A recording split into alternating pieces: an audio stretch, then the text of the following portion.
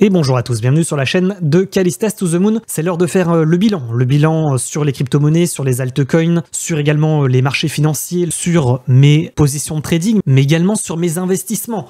Un bilan de mes achats, de mes ventes. Vous voyez, je vais monter à un moment donné à 1,6 Bitcoin.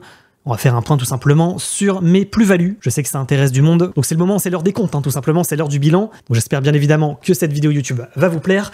N'oubliez pas de liker, de vous abonner et de mettre également un petit commentaire pour le référencement. Dites-moi en commentaire tout simplement si vous avez pris des plus-values. Quels sont vos profits, quelles sont vos pertes, est-ce que vous êtes liquidé, est-ce que vous n'avez pas vendu et vous espérez une reprise du bull run. Et c'est le moment également de vous rappeler l'avertissement sur les risques.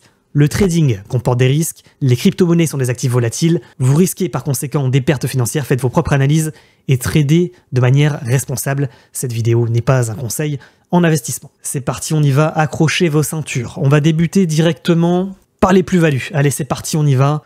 Je vais pas aller par quatre chemins. Bitcoin acheté dans la zone des 16 000, grosse zone de revente dans la zone des 72 000 et dernière revente dans la zone des 106 000.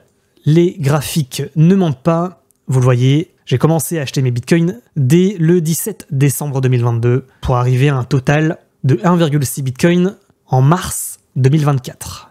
16 000, on achète jusqu'à 1,6 bitcoin, on les revend à plus 340%, et puis on revend le reste dans la zone des 106 à plus 550%. Donc belle plus-value, je vous laisse faire les totaux, Mais me concernant, vous l'avez compris, c'est vendu. 100% des 1,6 Bitcoin ont été vendus. Au niveau de mes autres grosses positions que j'ai eues, j'ai commencé à investir dans Ethereum également dès la fin décembre 2022 pour arriver à un total de 5 Ethereum en début 2022 que j'ai revendu en grande partie dans la zone des 3500 $ en mars 2024 également. Donc encore une fois, une belle entrée. Et une belle sortie, je pense. En tous les cas, je suis satisfait de ma sortie. En mars 2024, ici, à 3500 $. Pour terminer, la plus grosse performance, quand même, il faut le dire également, que j'ai réalisée sur ces 2 dernières années. Donc, c'est tout simplement Apex. Donc, c'est la plateforme partenaire. Vous le voyez avec l'encart publicitaire en haut à droite de la vidéo. C'est ma plus grosse performance. Pourquoi j'avais acheté du Apex? Tout simplement parce que j'étais déjà dans cette période en partenariat avec eux, que je voyais la plateforme évoluer. Donc, je m'attendais pas, quand même, il faut le dire, à autant de profits sur Apex, avec plus de 2700%, parce que effectivement, j'ai vendu tous mes Apex à 3,5 et j'avais acheté environ 700 $ de Apex. Donc 700 $ à plus de 1700%, je vous laisse faire les calculs. Donc au niveau des plus-values encaissées, on est à environ 80 000 €, non pas dollars, 80 000 € de plus-value réalisée, sachant qu'il y a évidemment des plus-values latentes qui n'ont pas été encaissées. Dernièrement, je vous le rappelle, j'avais pris un short. Mais je vous avais dit, 108 000, pour moi c'est un point de vente, je vendrai mes bitcoins restants et je prendrai des shorts. Ça n'a pas manqué, j'avais pris un short dans la zone des 108 000 $. J'ai clôturé une bonne partie de mes positions pour environ 450 $ de profit sur cette fin d'année 2024. Je pense que si on devait revenir chercher la résistance dans la zone des 101 000, 102 000 $, j'augmenterais ma position short. Je vous rappelle évidemment que la plateforme partenaire de la chaîne, c'est Apex Omni, c'est la plateforme sur laquelle je trade. Je vous rappelle que c'est un DEX, c'est-à-dire un exchange décentralisé, non custodial, non dépositaire qui vous permet de trader en spot et en futur avec ou sans effet de levier, que je vous mets un lien affilié dans la description de la vidéo, un lien affilié moins 5% à vie, et je vous informe également qu'actuellement il y a une offre déposer, conserver et récolter des récompenses. Ça vient de sortir, on vient de m'en informer, c'est une offre qui vous permet de tester la plateforme et d'obtenir des récompenses. Vous déposez 100 $, vous obtenez une récompense de 10 Apex, 250 $, 15 Apex, etc., etc. Pour être éligible, vous devez conserver le montant de votre dépôt pendant au moins 7 jours sur la plateforme. Et je vous rappelle que j'ai réalisé une nouvelle vidéo tutoriel sur la plateforme, vidéo présentation, comment déposer, comment trader, comment utiliser les différents ordres de trading et comment vous pouvez également générer des profits avec Apex Volt. Donc si ça vous intéresse, allez voir la dernière vidéo présentation au niveau quand même de mes prédictions et de mes objectifs pour cette année 2025. Quel est mon plan finalement? Quel est mon plan d'investissement? Je prends pas le pari aujourd'hui d'une poursuite de bull run, pour être tout à fait franc, et encore moins d'une alt season. Je pense qu'il pourrait nous faire un scénario similaire à 2021, avec un mouvement de ce type, voilà, un décrochage qui pourrait être plus ou moins puissant pour refaire un top et ensuite peut-être reprendre le bear market. Qu'est-ce que je veux dire par là? Je veux dire que potentiellement je pourrais prendre un trade en swing dans cette zone, c'est-à-dire un trade à l'achat pour retenter le rebond et aller rechercher la résistance à nouveau, finalement reprendre une sorte de mini bull run dans le temps d'environ 6 mois. Néanmoins, ce ne seraient pas mes grosses recharges long terme que j'envisage reprendre des 25 000, 30 000 $, dans l'éventualité d'une reprise de bear market fin 2025 et en 2026. Voilà. Année 2025, il y aurait un trade effectivement, je pense, en swing. Déjà, potentiellement en short, vous l'avez vu, je suis en short, j'ai pas l'intention de lâcher mon short pour le moment, même si j'ai pris des profits. Mais pareil, il y aurait peut-être potentiellement un trade en swing à prendre, essayer d'acheter dans la zone des 60 000, 50-60 000 pour essayer de reprendre le rebond et d'aller rechercher la zone des 120 000. Et évidemment, ça serait pareil sur les altcoins. Hein. Pour ceux qui se disent, tu parles que du Bitcoin, j'ai l'intention de refaire rebelote sur des altcoins. Je resterai dans le top 20 crypto-monnaies. Je partirai encore une fois sur Ethereum, du Tron, du Chainlink, potentiellement également un peu de Solana et de XRP. En fait, le top 15 crypto-monnaies, pour moi, c'est des altcoins que j'envisage de prendre ou de reprendre dès qu'on aura trouvé le bottom de marché. Donc voilà pour ce qui est du gros bilan au niveau de mes positions de trading et d'investissement sur les crypto-monnaies et sur mes plans pour cette année 2025, 2026, 2027 avec mes gros niveaux de recharge potentielle que j'attends. Alors évidemment, ce sont des niveaux théoriques. Au fur et à mesure des mouvements du marché sur les 2 prochaines années, on en saura un peu plus sur les niveaux techniques. On sera bien évidemment beaucoup plus précis, je pense, sur les niveaux de bottom et par conséquent de recharge sur le Bitcoin et sur les crypto-monnaies. Avant de passer plus en détail sur l'analyse des graphiques, etc., j'ai envie de vous montrer ce qu'on avait dit dans la dernière vidéo YouTube. Regardez-moi ce graphique chirurgical dont on avait parlé dès les 20 premières secondes de la vidéo que j'avais réalisée il y a environ 2 semaines. Le Bitcoin était alors situé dans la zone des 100 000 $. On avait prédit un pump dans la zone des 108 000 $. On avait prévu un décrochage avec cassure de ligne de coup de triple top et un dump assez important avant de faire un pullback. Ça, c'est la prédiction. Ça, c'est ce qu'il a réalisé. Ça mérite tout simplement des clap dans le chat. J'ai envie de dire, la magie opère, le chartisme, encore une fois, pour ceux qui en doutent, ça marche. Maintenant, où est-ce qu'on en est? On va faire le point. Donc Bitcoin, vu long terme, bon, les images parlent d'elles-mêmes, hein. Roger sur le niveau de résistance long terme, le Bitcoin a formé une sorte d'énorme gap ici, qui pourrait être comblé. Si le support dans la zone des 90 000 $ ne tient pas, ça pourrait effectivement s'effondrer. Vu 4 heures, il y a des niveaux intéressants.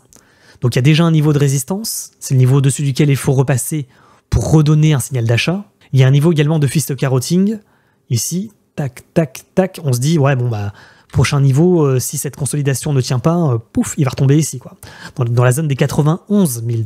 Et en cas de cassure de ce niveau, malheureusement, effectivement, il pourrait y avoir un décrochage plus majeur, un décrochage plus important dans la zone des 82 000 $. Voilà.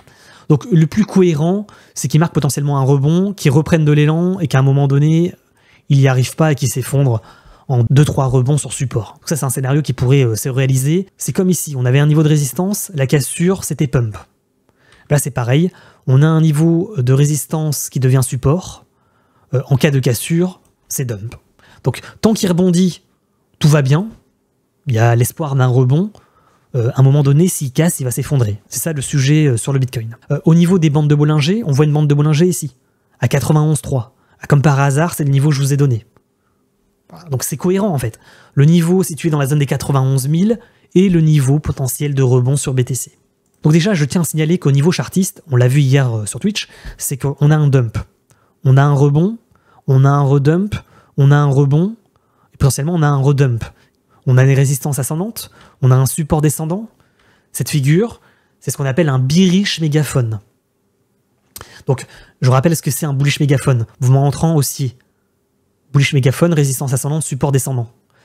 Cassure du niveau, cassure pullback target. Ça, c'est un bullish mégaphone. Un bearish mégaphone, c'est l'inverse. Ça sous-entend que si on casse ce niveau, ça va être cassure pullback target. En résumé, si on casse ce niveau et qu'il n'arrive pas à réintégrer, c'est signal de vente pour aller chercher la target. Rebond, cassure, pullback, on y va, double bottom, classique, ou rebond, cassure, fist. Fist qui pourrait se produire, pas forcément en cassure pullback ici, mais qui pourrait se produire en double bottom, ça remonte, si ça fait pas de pullback, il y aura un gros risque de fist à nouveau. Voilà. Donc en gros, le signal potentiellement de reprise de hausse se fera sur cassure de résistance. Tant qu'on n'a pas la cassure de résistance, il n'y a pas de reprise de hausse. Repasser au-dessus du dernier plus haut, repasser au-dessus des 95 000 pour donner le signal d'achat et aller chercher soit le dernier plus haut, soit la résistance. Ce qui est le plus cohérent, c'est la résistance dans la zone des 102 000. On va parler maintenant de euro-dollar quand même. Euro-dollar, potentiellement, il pourrait nous faire un bullish mégaphone. C'est le contraire du Bitcoin. Donc ces mouvements entrants haussiers, 1, 2, 3. Si le niveau de support tient, c'est bullish mégaphone pour aller chercher ce niveau, cassure pullback target. C'est pas plus compliqué que cela, donc ça serait un euro qui pourrait être fort. Scénario baissier, c'est qu'en fait ce bullish mégaphone ici se transforme en Bart Simpson, donc c'est entrant une sorte de triple quadruple top, cassure du niveau, c'est Bart. Target dans la zone des 0,93. Donc tant qu'on est dans la structure, on trade dans la structure. Cassure de basse structure, target. Voilà. C'est pas plus compliqué. Et si rebond, target. Voilà. Donc ça c'est pour euro-dollar. Donc vous l'avez compris, un euro quand même baissier sur les 3 derniers mois, qui perd environ 6%, 6-7%. Mais on arrive sur le niveau de support sur lequel potentiellement il pourrait y avoir un rebond. Mais malgré tout, ça reste assez moche, hein, quand même, il faut le dire, l'euro. Hein. Voilà. Au niveau du DXY, le dollar index, lui, c'est un peu l'inverse. On finit l'année sur un dollar fort, sur les 3 derniers mois qui a fait un rallye d'environ 7%, donc c'est l'inverse de l'euro, et on a une target haussière dans la zone ici. Donc soit ici, sur la ligne de coup du rounding, donc c'est magnifique rounding bottom hein, sur le dollar index, cassure du niveau, ça peut faire comme l'or, ça peut être extrêmement haussier sur le dollar. Donc ça serait un scénario baissier pour l'euro, hein, vous l'avez compris. Donc target cohérente soit dans la zone des 113, soit dans la zone des 118. Target baissière dans l'éventualité d'un rejet, il pourrait y avoir rejet. Hein. Il pourrait y avoir rejet sur une résistance ascendante comme ça. C'est un peu comme le bullish mégaphone. En fait, c'est l'inverse de l'euro. Il fait potentiellement un bearish mégaphone, vous le voyez. Hein. Vous le voyez, mouvement entrant baissier, tac, tac, tac, bearish mégaphone qui assure pullback. Voilà, target. Target baissière dans la zone des 96. Au niveau du Dow Jones, mais également du S&P, du Nasdaq, on reste haussier. Par contre, on est extrêmement vertical. Il n'y a pas eu de rejet majeur. Néanmoins, on s'approche des résistances. C'est le moment où il faut se dire ça pourrait déraper, ça pourrait vite déraper dans le sens contraire. Hein. Voilà, c'est ça mon avis, c'est que bon, même si la hausse pour le moment paraît solide, je trouve qu'on s'approche des résistances et que le risque est extrêmement important sur les marchés financiers actuellement. Pareil sur l'or. Or, on avait parlé d'une target en parallèle, vous vous rappelez, en canal ascendant. Bah, comme par hasard, on arrive sur le niveau, on se fait rejeter, on marque un chandelier de rejet en doji. Voilà, c'est pas hyper beau sur la vue trimestrielle. Au niveau plus court terme, c'est pareil en vue mensuelle. On avait parlé de ce niveau de résistance avec 1 point, 2 points, et on avait dit le 3e point sera potentiellement ici, ça n'a pas loupé. Hein. Encore une fois, le chartisme, ça marche du feu de Dieu. Vous le voyez, rejet sur le niveau des 2800 $ sur l'or. Donc on n'est pas surpris. Pour le moment, il n'a pas donné, il a donné un premier signal de vente en rejet sur le niveau, mais il n'a pas marqué non plus de retournement de tendance baissier. C'est pareil sur S&P, c'est pareil sur Dow Jones, sur Nasdaq, et c'est pareil sur l'or. Vous le voyez, pas de retournement baissier pour le moment sur l'or.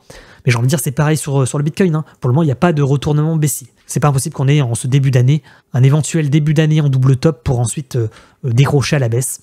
Les marchés sont habitués à faire ce type de mouvement. Au niveau des altcoins, peut-être pour terminer la vidéo YouTube, on va le faire en vue mensuelle. On a eu un fake out sur Ethereum de cassure de résistance majeure.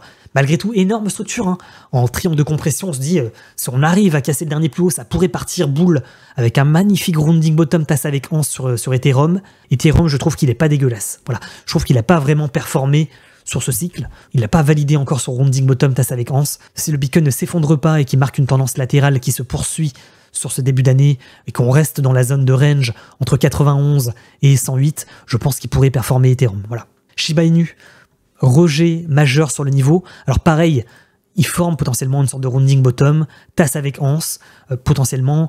Si le Bitcoin ne reprend pas la baisse et ne casse pas son niveau de support dans la zone des 90 000, il pourrait performer. Maintenant, c'est assez risqué, ça reste Shiba Inu. Hein. Faut pas non plus mettre toutes ses économies dans ce shitcoin, hein, bien évidemment. Là, c'est pareil, sur le DOG, il y a eu un énorme rejet. On se dit, attention que ce ne soit pas une consolidation pour reprendre à nouveau la baisse. Hein. C'est qui tout double hein, sur les marchés actuellement, sur les altcoins, mais quand même des altcoins qui ont marqué des rejets majeurs et qui sont en suspension en fait dans des zones de consolidation. On se dit, si ce sont des consolidations de poursuite de la baisse, ça risque de repiquer à nouveau en ce début 2025. C'est pareil, vous le voyez sur PP. C'est pareil donc sur DOG, c'est pareil sur ADA, c'est pareil sur PP. On a les mêmes graphiques. Ça sert à rien de perdre du temps à analyser des altcoins qui se ressemblent tous. On est dans des rejets, pareil sur Atom, hein, rejet sur résistance. Vous voyez, rejet, on est dans une phase de consolidation. Soit on va chercher le double top, soit il va consolider, il va redump. Voilà. D'autres, c'est pareil. Hein. Graphiquement, tout se ressemble. Hein. Il n'y a pas besoin de s'éterniser sur les altcoins. Donc pour terminer, point sur les sondages. Le support situé dans la zone des 91 000 $, Va-t-il permettre un rebond haussier sur le Bitcoin? Vous avez voté avec plus de 500 votants. Sondage réalisé ce matin. Vous y croyez à 56% à ce rebond et vous êtes 44% à penser que non, le support situé dans la zone des 91 000 $ ne va pas tenir et que le Bitcoin va s'effondrer. Donc c'est tout pour moi les amis, je rends l'antenne et je vous dis à très bientôt sur YouTube et sur Twitch. Ciao ciao.